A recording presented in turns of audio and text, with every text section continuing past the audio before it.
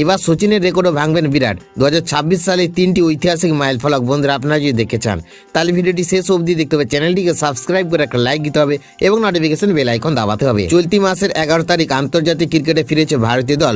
প্রতিপক্ষ নিউজিল্যান্ড। কিউইদের বিরুদ্ধে 3 ম্যাচের একদিনের সিরিজ আবারও মাঠে দেখা যাবে বিরাট কোহলিকে। এই ওয়ানডে সিরিজের শেষে হওয়ার পরে আইপিএল নামবে ভারতীয় মহাতারকা।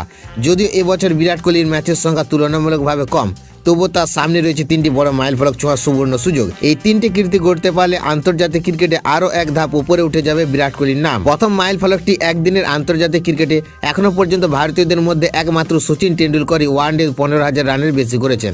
বিরাট কোহলি বর্তমানে ওয়ানডে রান 14,557।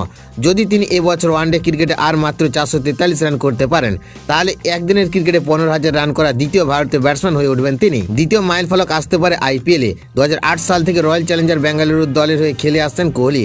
বর্তমানে তার আইপিএল রান 8,661।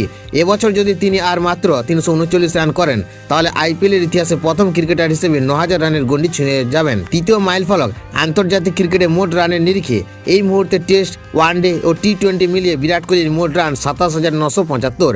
আর মাত্র 42 রান করলেই তিনি কুমার সাঙ্গাকারাকে ছাপিয়ে আন্তর্জাতিক ক্রিকেটের সর্বোচ্চ রান সংগ্রাহকদের তালিকায় দ্বিতীয় স্থানে উঠে আসবেন।